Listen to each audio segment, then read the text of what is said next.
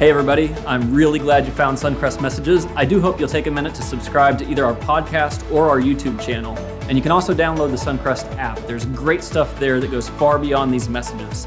Either way, I hope that the next 30 minutes helps you integrate faith with your life. Enjoy.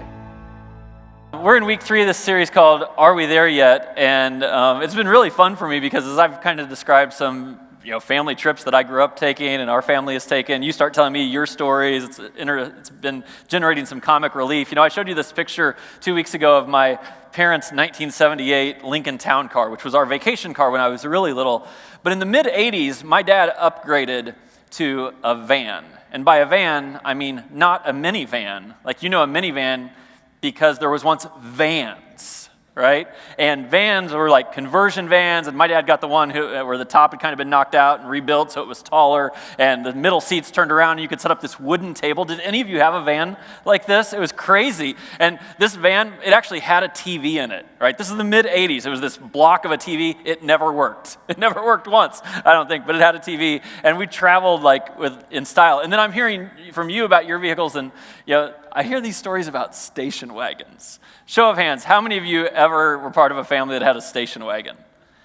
Admit it, put those hands up high, that's right, like panels on the side. But the coolest part about a station wagon is definitely the seats in the very back, right? We call them the gunner seats. Maybe that's just what I call them. Too much Star Wars in my early days. But I think it's been so interesting to talk about, are we there yet? So we've been saying 2020 is a trip, right? We all know that. Are we there yet? I'm using this as kind of the feeling to describe what this year has been like. And the idea behind Are We There Yet? Is it's a combination of acknowledging things are difficult, they're tough, they're rough right now, but it's not just that they're rough. It's that they're rough and the resolution isn't immediate. It's not imminent. It's not right around the corner. It isn't obvious. And so we sit in a place not only where things are a little bit difficult, but where they're going to be difficult for a little while. And it's not so obvious to us either when or how some of the challenges of our life will come to a close. And to me, what's happened is it's been generating an interesting question that I love to process with people. And here's the question. What do you do when you don't know what to do? What do you do when you don't know what to do? When the answer isn't obvious, when it's not going to change tomorrow, what do you do when you don't know what to do? And of course, we've been thinking about all these areas of life because relationships, lots of relationships are in a tough place right now, and you have to make some calls. You have to make some decisions. So what do you do when you don't know what to do? And workplaces aren't like they once were, either in their setting or their security or in the relationships that you have there. And when it's tough at work, what do you do? And the plans that you had made, even the dreams that some of us dreamed about what 2020 would be like and then 2021 and 2022, they're not happening. They're not happening. That's what we know. So when those start to fade away, what do you do when you don't know what to do? And I hope that lots of us can acknowledge this, but kind of just in our minds, in the mental health space, a lot of people, maybe all people, are having a rougher time right now than we were a year ago. And we should just acknowledge that and also say that creates a dilemma. What do you do when things are more dreadful, they're more dark, they're more anxious? What do you do when you don't know what to do? Now, there's certain reasons I don't love this question because it usually involves knowing that people are going through difficulty and there's dilemmas that are tough to sort out. But there is actually something I do love about this question because when people get to the spot where they ask the question, what do I do when I don't know what to do? One of the things you can hear in that question is humility. And humility is a healthy and powerful force. The person who always thinks they know what to do, the person who's had a series of success where things are always up and to the right, where things are going well, all the time those people start to overestimate our own ability to figure things out. And so to step back and acknowledge, I don't know what to do, can be a very healthy place to be. Now, what I see happen when we get into these situations is people take one of 3 routes, and only one of the 3 are healthy. So I'm going to describe to you 2 routes very briefly that I think are unhealthy to take, and then spend the balance of my time describing to you what I think the scriptures lead us to do when you don't know what to do. So here's the first bad route. It's to make a bad assumption. And here's the assumption, that your next step is a mystery. A mystery, right? I think maybe the favorite emoji for most people these days is the one that's like this, like, I don't know. What do you do when you don't know what to do? And it seems like it's a mystery, right? But what I'm suggesting to you today is that God wants to speak to you about what your next step is. And it doesn't have to be mysterious. Now, it is your next step. God's promise is not to show you what life will be like a year from now or 10 years from now. He doesn't do that. The scriptures consistently say that the voice of God in our life is like a lamp to our feet. It'll show you your next step, and it will show you if you're about to take the wrong next step. Now, when I was a young pastor, I assumed wrongly that everyone, if they could hear the voice of God, if they could get direction from God, that they would want to get direction from God. And so I always assumed in my conversation, well, if I can help people sort this out, they're up for it. But one of the things I notice is that people like actually to assume sometimes that it's a mystery. Because when you put yourself in a mode where I'd like to hear from God himself what my direction is, there is some accountability that comes with taking that direction. It usually eliminates about half your options just from the beginning. And many people, I learned, I've done this myself, maybe you've done this, we should acknowledge it. We actually don't like that. We want to keep our options open. So that's the bad assumption. I'm telling you, when Jesus repeatedly says, let him who has ears, let him hear, it's because God has something to say.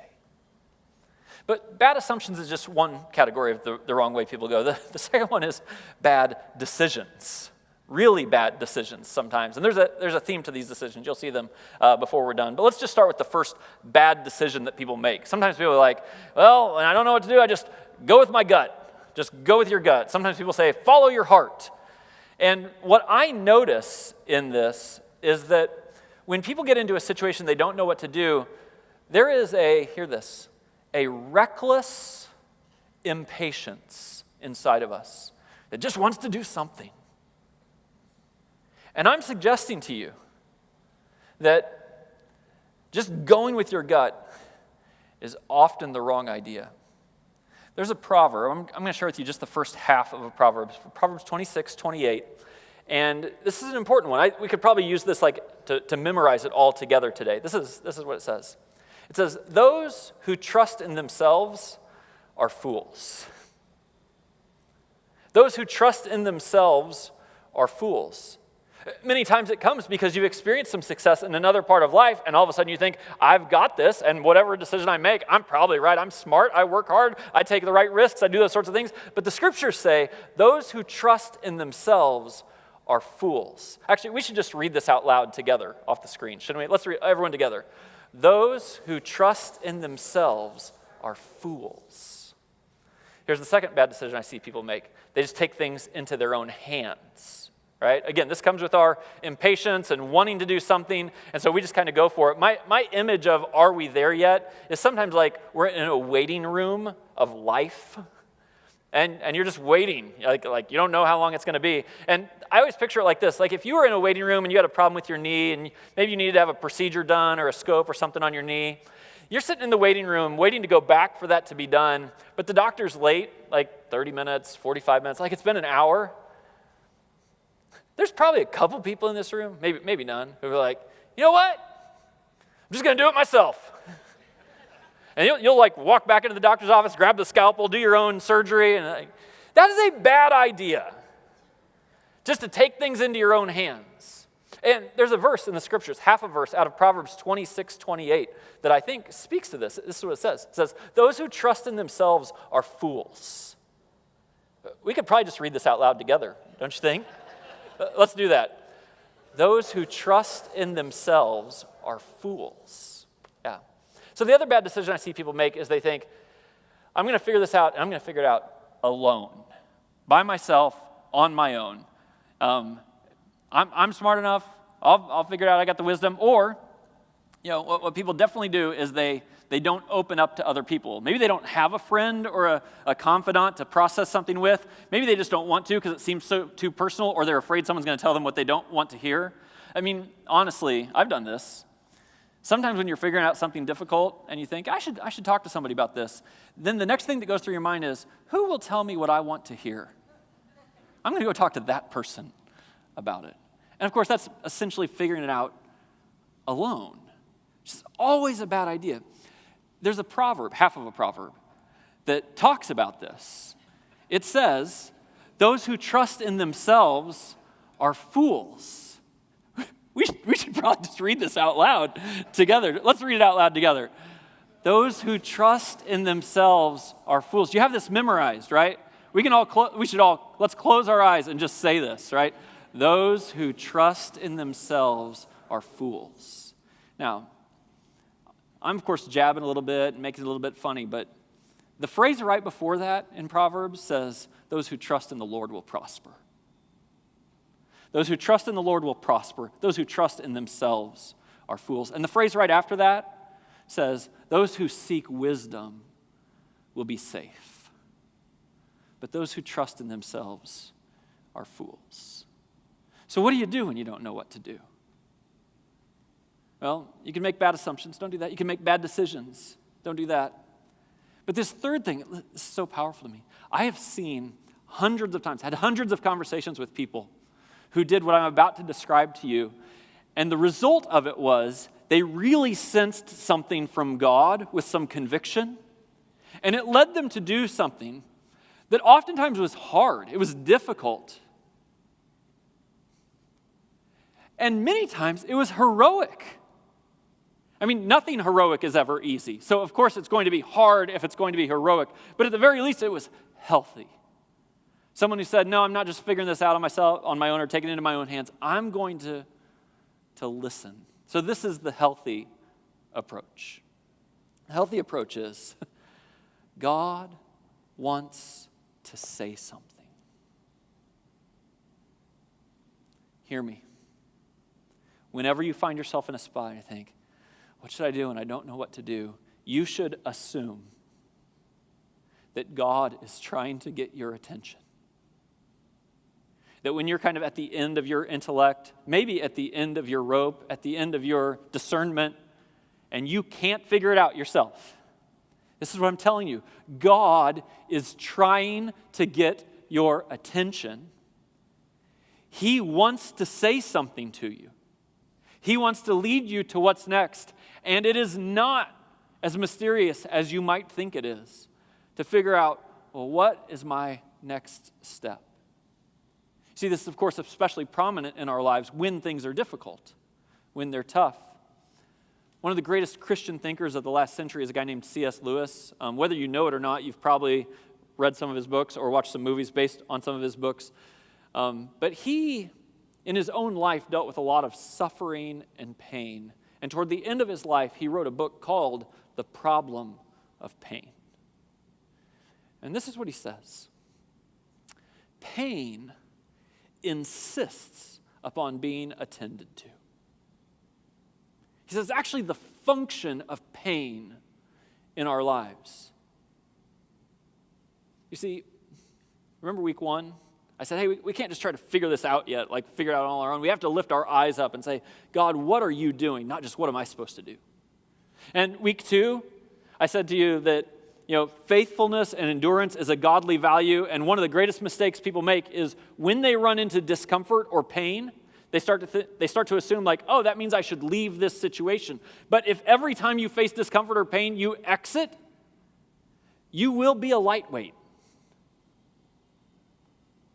Maturity, wisdom, strength, fortitude, it comes from looking at difficult situations and contending with them, coming face to face, because pain insists upon being attended to. He says, God whispers in our pleasures when things are great. He speaks in our conscience when we face a moral or spiritual dilemma. He'll speak.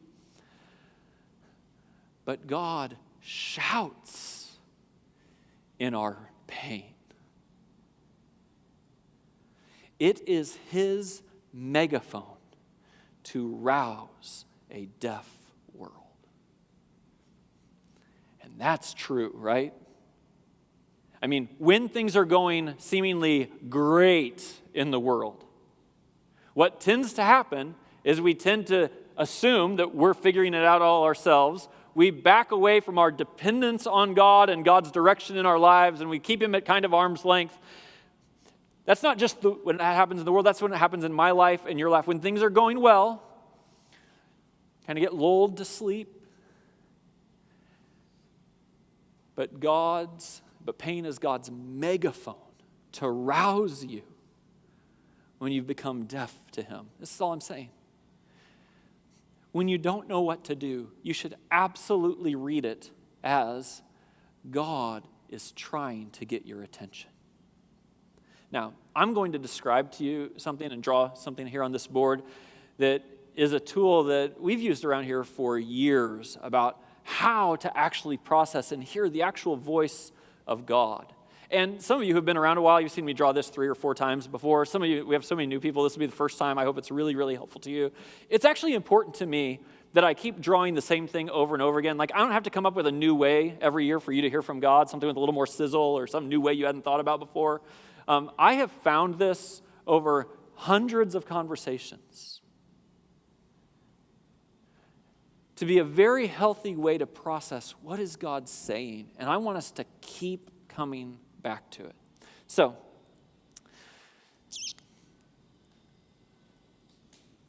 you begin with the idea of kind of a timeline, right? This is your life, right? It's chronological time. And it's interesting. You could actually think about this as like, hey, your birth is here, and through your whole life, where along the way has God gotten your attention? But it actually scales. It kind of compresses. So you could think like, oh, just in 2020, where has God gotten my attention? You could think, well, today, since I woke up, where has God gotten my attention? You might even think, since we've been sitting in this room together, how has God gotten my attention? Man, there was a line in that song. There was watching that girl be baptized. There was this, there's that.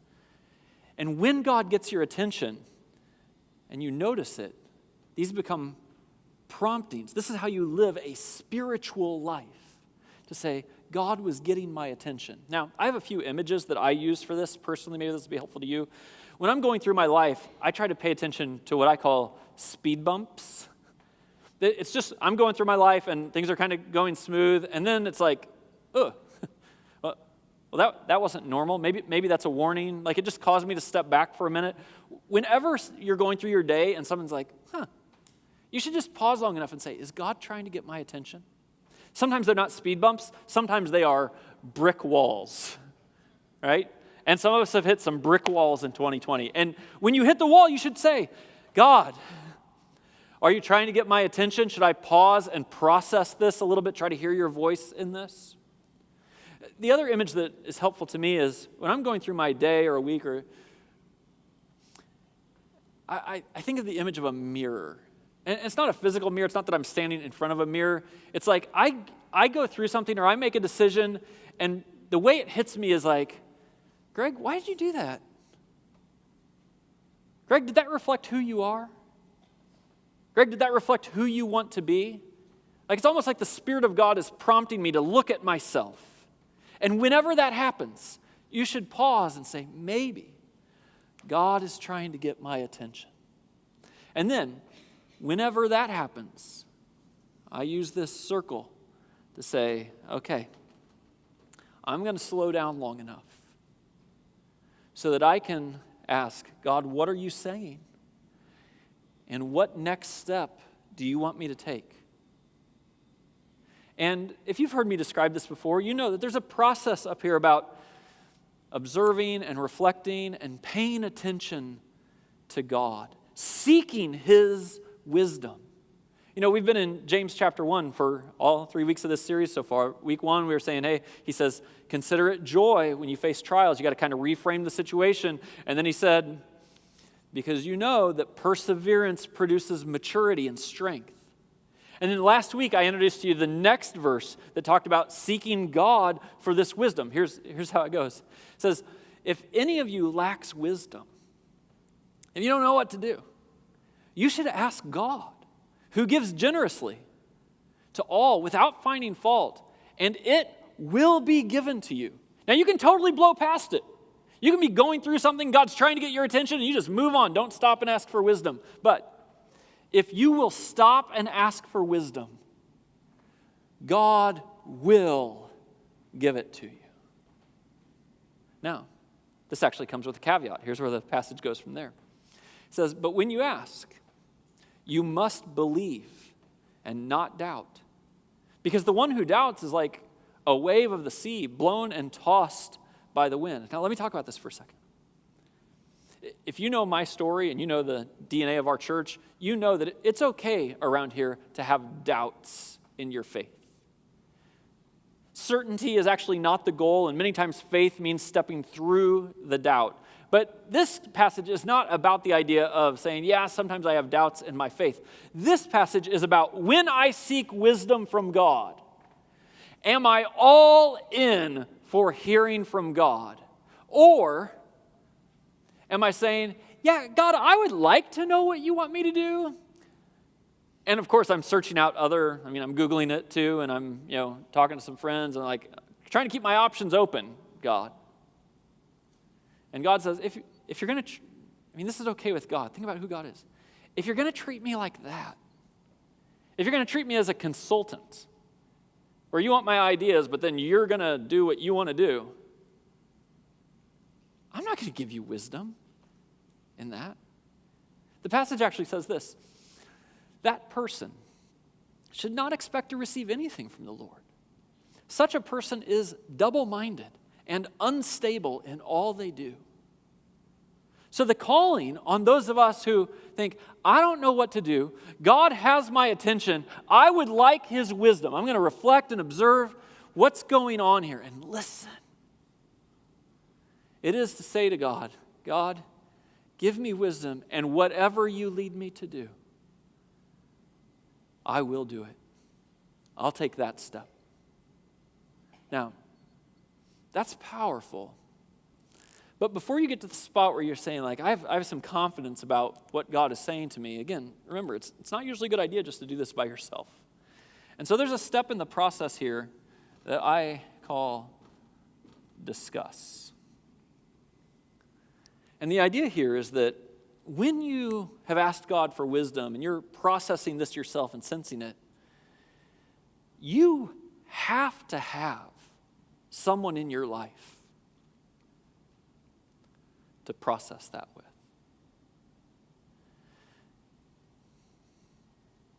You have to have someone you trust, someone who's a follower of Christ, follower of God themselves, someone who will tell you the truth, and someone who will encourage you, and that's what you need. Because hearing the voice of God, I don't know about you, but out of all the times I've had a sense that God is leading me, very rarely has it come directly to me, like in a dream or in the voice of God or the heavens open, it's written in the clouds. That doesn't happen to me. The way it actually happens, and the way the scriptures support all the time is, listen for God's voice, and then put some people you trust around you and discuss it. And let them speak into it and process it with them. See, this is so powerful because these people, they can see what you can't see. They know things about you that you have trouble admitting to yourself. They will be people who, when you figure out, okay, I think this is the next step God is leading me to, they'll encourage you, they'll support you, they'll hold you accountable, they'll be with you through it. All of which are very powerful things to actually moving forward when you don't know what to do.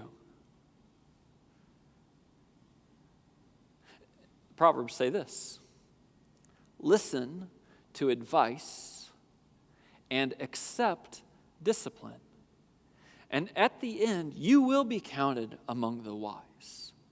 Where does wisdom come from? Well, it comes from listening to God and then having people around you that you'll trust and you can process this with. So this is the question. Who is that for you? You've listened to God and you have someone to process. Who is that person for you? I want a name. I want a name. And some of you can give me a name. You're like, Greg, I know exactly who that is. I got to be reminded of that. I'm going to listen to God, and then I'm going to set up a cup of coffee, a lunch, a breakfast, a FaceTime call, whatever it is, with this person in my life. And we will be able to discern not what 2 years from now looks like, but what my next step is from God's voice. You have that person, and if you do, thank God. And you should thank that person. And then some of you might say, gosh, that sounds great, Greg. I don't have that person. I mean, I don't have a person in my life to help lead me spiritually. I don't have a person who I would trust to help discern the voice of God in my life. I don't know who I'd go to reveal some fairly personal things and tell them what I sense God is leading me to, and then trust them to either say, yeah, I affirm that, or no, I think you're off. Who is that person for you? And if you don't have that person, then we're back to people who trust themselves are fools. So, this is a big deal around our church. I know a lot of you are new, but this will shine a great light on the whole way we think about church. We do some programs. There's worship services and groups and teams and kids stuff and teens. It's all awesome. Do some programs. But our church is relational. It's built around the idea that God is relational and we have to be relational. And if I'm not putting somebody else in my life, then I'm just kind of playing games. And so, think about this. We structure our whole church this way. We have about 150 leaders at Suncrest who lead groups and teams, and they are prepared with anyone who's on their team or in their group to process this with them, to be this person in somebody's life. I want you to be in a group or on a team to serve. It's a way you could be used by God to change lives, all that, but this is fundamentally why we do things the way we do them around here. And it takes a commitment. No one gets to skate into a single conversation and then skate out with someone they didn't really even know that well and think, I got this. And so you have to commit to being, on a group, on a team, connected. So you have that person. And this is not a commercial. I just want to offer it to you today. If you're sitting there and you think, I don't have that person, and yeah, I'd be up for making a commitment to something so that I'm not flying solo and trying to figure out God's voice all on my own. I have someone to discuss it with. Then today, I'm just asking you, would you just text the word discuss to this number on the screen? It's the same number we use for everything else. It's not complicated. And if you text that in, we would love to help you get connected into a relationship like that. Because when we're trying to figure out what to do, when we don't know what to do, I want you to say, God's got my attention. I'd like to hear what he has to say so I know what to do, and I won't try to figure it out just on my own. Can I pray for that right now? God, thank you. God, I trust this makes sense to all of us sitting in the room. We can look around and say, oh yeah, that is how you designed this world. And it's either what I have or it's what I'm missing in my life right now. God, it's not the most routine thing to thank you for pain in our lives, but I do thank you that pain insists on being attended to. And it reminds us that we don't have it all figured out. And that there are situations that are beyond us and our own wisdom. And so, God, today I pray that in this room, every one of us craves hearing your voice, wants your leadership, and would listen for you and with another. In Jesus' name, amen. Well, I really hope that was helpful for integrating faith with life. Listen, if you're in Northwest Indiana, I'd love to have you join us in person. Head over to suncrest.org and plan your visit.